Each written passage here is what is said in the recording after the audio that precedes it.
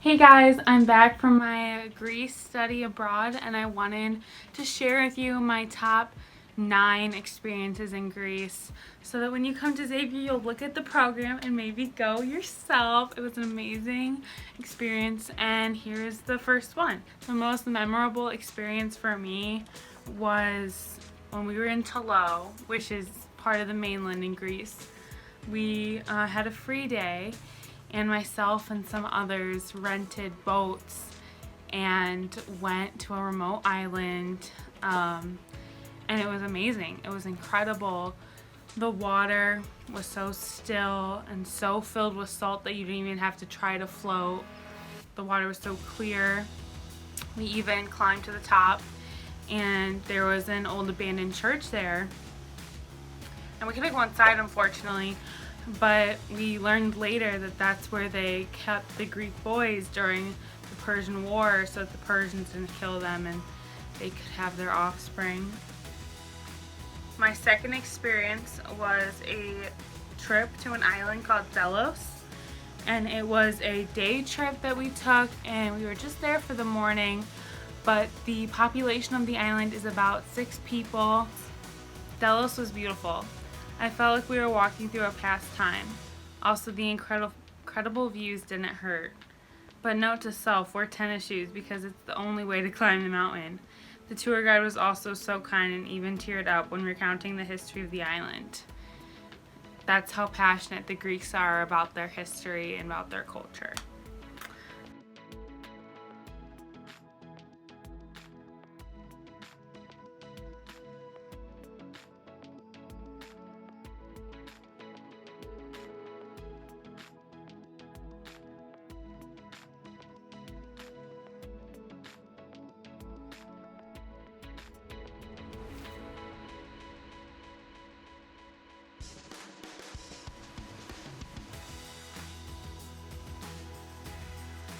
My third experience that I've really stuck with me, I wrote down, and that was the Santorini sunset, and it's supposed to be one of the most beautiful sunsets in the world.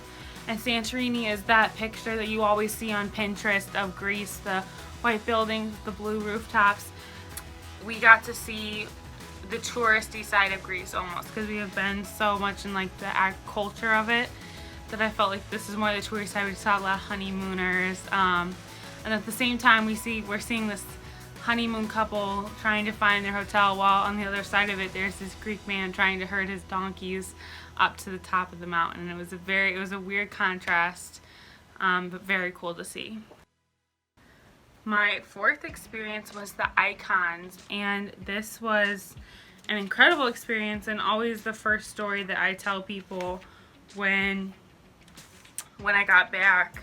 It was a tough bus ride. Just thinking about it makes me a little motion sick now. For me, all of that was worth it though when we got to the iconographer's workshop. We pulled into what looked like a car shop parking lot. But when we went inside, it was absolutely beautiful. The walls were covered with breathtaking icons. There were 2 people reading or painting icons as we walked around, and we learned that you call it reading, not painting, because you are not making original work, but copying down history. They also took us to see the wood workshop, to see where even the base is made. Once the presentation was over and we were let free to buy things, I waited and lingered by the priest for a moment to watch him work. He noticed me and waved me to come closer. He grabbed my hand and started applying glue to my nail, then he blew on it. After that, he pulled out a book of 24 karat gold paper and brushed it on my finger. It looked beautiful. I told him thank you in Greek and he grinned from ear to ear. It was an experience, and it was so cool to have, this Greek priest that doesn't speak English just be like, come here, let me just do your nails for you. And it was awesome. It was made for a great Snapchat. Then after that, my top 4 experience was pole vault, and it actually happened the first full day we were there, but we had some free time to walk around, and we had gone to Syntagma Square early in the morning, and we were like, let's just go back there since that's like the only place we were familiar with. So we went down there, we were walking around, and we stumbled upon this pole vault competition, and this is what I have to say about that experience. Then we turned around and there was an Athens street pole vault competition going on, so we sat down and watched while we ate our baklava. Then we went back to the hotel. What is on the TV? The pole vault competition. It was very exciting to see that we stumbled upon was actually an anticipated event for the community. After that was the restaurant, and I can just say all the restaurants in general, but especially the restaurant by the hotel.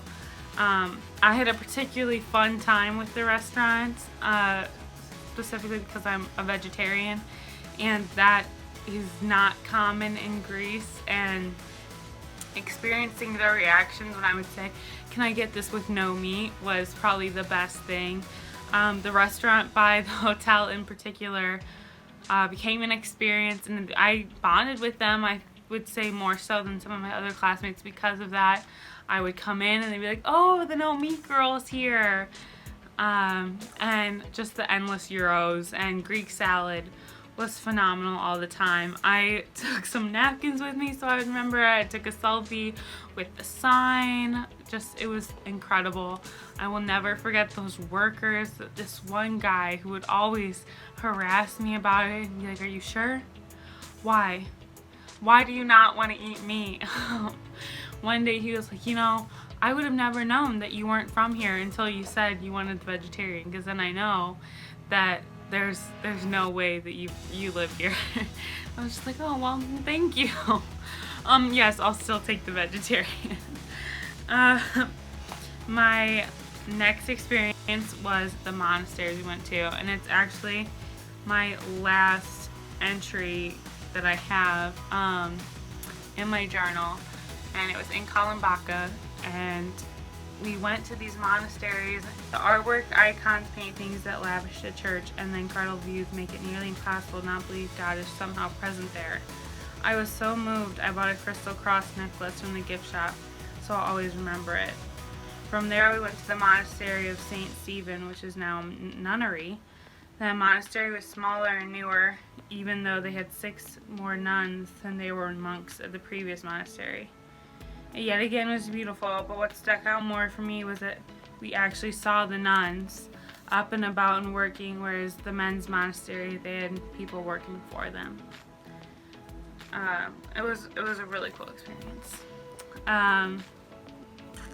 After that, my 8th experience was Greek dancing in Kalambaka. A lot of stuff happened in Kalambaka, as you can tell. But Greek dancing was so much fun.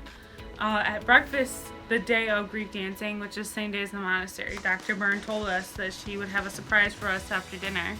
So at this point, rumors had set from, you know, what are we going to do? A sunset hike? No, we're going to go to a club, all this different kind of stuff.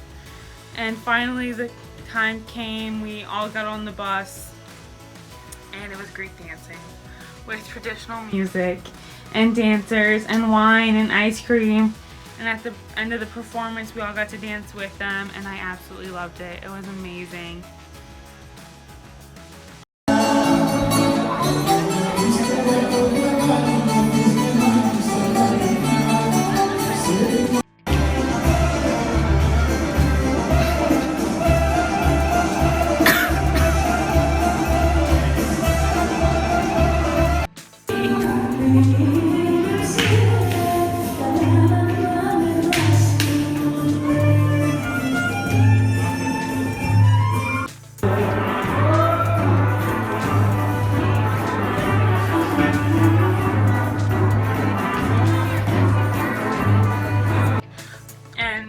Lastly, my 9th experience was the market. And the market was like an open air market that took place right down the street from our hotel in Athens, and it was incredible. And I think the market is Greece. If you want to go to Greece and really experience Greece, all you have to do is go to that market, because you got the full atmosphere of it. So every Wednesday, there is a street market that sets up just a few blocks from the hotel, and we really thought that would immerse us in Greek life, so we went. The market itself grabs every sense. The colors were vibrant, the smells were constantly changing, and they were shouting. It was amazing. As a film major, I knew I had to take a video, so I started at the very beginning and walked down the whole stretch. It was such an experience, and it was so interesting. You know, their supermarket is probably the size of a CVS here. There was nothing to compare, and even at those stores, they didn't have the same produce sections that we have, and so that's kind of their way of getting produce. Which was very cool to see. It was very different than what I'm used to, you know. That would be like compared to a farmer's market here, which is something you kind of do for fun once or twice a summer, but it's not something you rely on. So seeing that contrast and how they view their market versus our kind of mass-produced food was really interesting.